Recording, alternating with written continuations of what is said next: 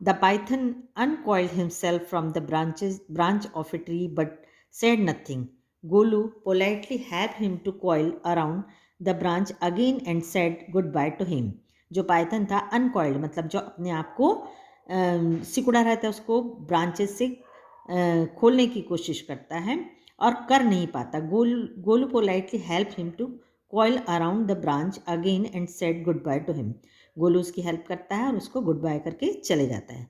Golu moved on eating sugarcanes, bananas, and melons. After a few days, he reached the very edge of the great grassy Limpopo River. On the bank of the river, he saw a log of wood. अब वो ये जो अपने साथ fruits रखे रहता है उसको खा के और वो जाता है. फाइनली वो पहुंच जाता है लिम्पोपो रिवर. वहाँ देखता है कि वो एक लकड़ी का टुकड़ा रहता है. It was really the crocodile who winged at him. Excuse me said Golu, have you ever seen a crocodile. तो वो क्रोकोडाइल ही रहता है जो कि उसको वो पहचान नहीं पाता है तो उससे पूछता है, क्रोकोडाइल से ही पूछता है कि क्या आपने उसे देखा है. The crocodile winked again and lifted half his tail out of the mud. Come here little one said the crocodile, why do you ask such questions. तो आधा मड से कीचड़ से निकलता है और उससे बोलता है, तुम इस तरह का क्वेश्चन क्यों पूछ रहे हो. आई वॉन्ट टू नो, मैं जानना चाहता हूँ. Come close little one for I am the crocodile. And he shed crocodile tears to show it was quite true.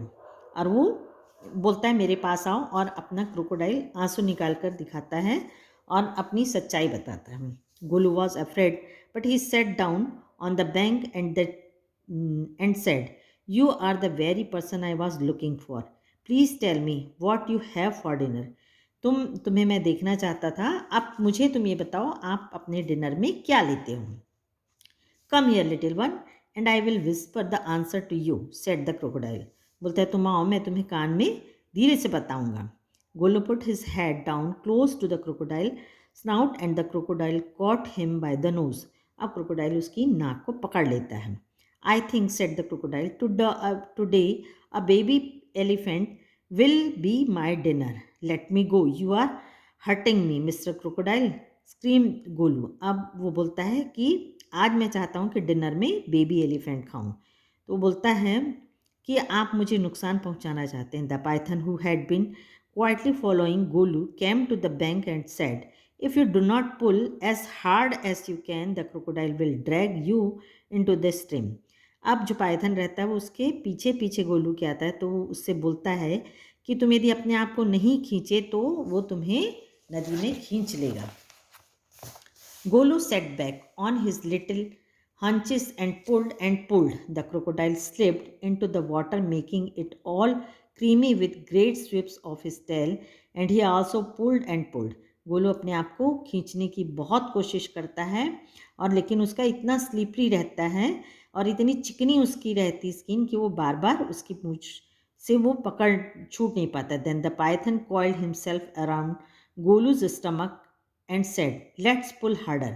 अब उसको क्या करता है पाइथन जो सांप रहता है उसको लपेट लेता है गोलू को और बोलता है अब जोर से खींचो. Golu dug in all his 4 legs in the mud and pulled. अब चारों तरफ से अपने पैर गड़ा के जोर से खींचता है. The nose kept on stretching. तब उसकी नाक जो होती है क्या हो जाती है, लंबी हो जाती है खींच के. At each pull the nose grew longer and longer and it hurt Golu. The nose was now 5 feet long but it was free at last. अब उसकी जो नोज़ रहती है, बल्गी नोज़ रहती है, वो 5 फीट लंबी हो जाती है.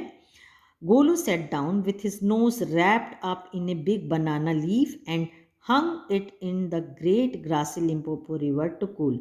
अब वो क्या करता है, बनाना केले के पत्ते में उसको लपेट के ग्रासी रिवर में ठंडा करता है. Golu sat 3 for 2 days waiting for his nose to cool and to shrink. अब वो सोचता है कि ठंडे होने के बाद फिर से श्रिंक सिकुड़ जाएगी. It grew cool but it didn't shrink.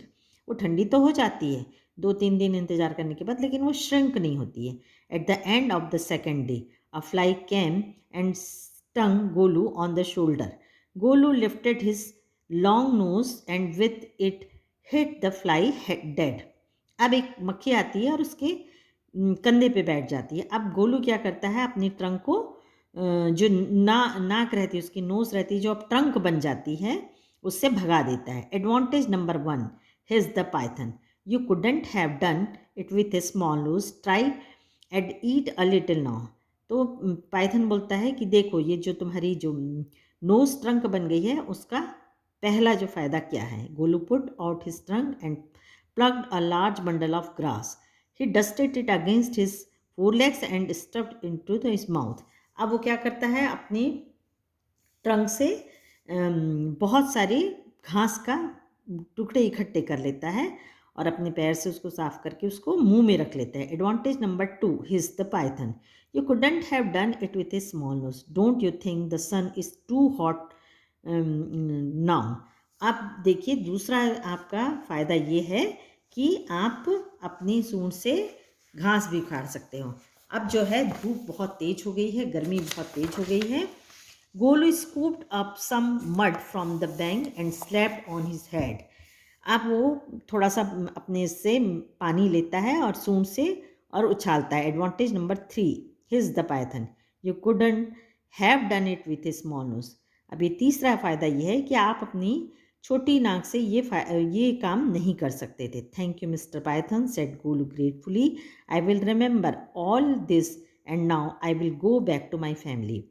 अब वो उसको थैंक यू बोलता है और बोलता है कि मैं तुम्हें हमेशा याद रखूँगा और अब मैं अपनी फैमिली के पास वापस जाना चाहता हूँ।